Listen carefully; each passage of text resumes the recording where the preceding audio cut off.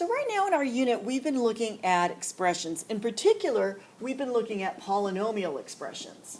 Polynomial expressions are what we're doing with the algebra tiles. So for example, you've been seeing problems like this, x squared plus 3x plus 2. You've been playing around with those tiles.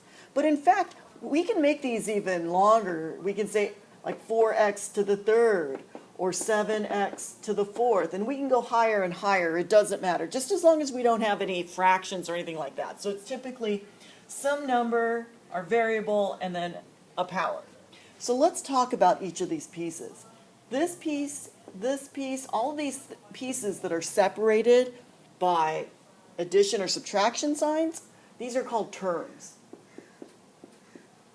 Right, so each of these are referred to as terms. And in fact, the last one is as well. Now, there are special types of terms. Notice how this one doesn't have an x attached to it. If it doesn't have an x attached to it, the one that's all by itself is called the constant.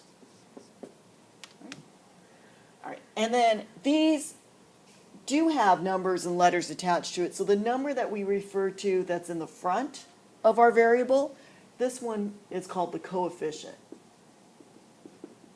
So you might hear your teacher talking about that, so now you'll know a little bit about what they're referring to.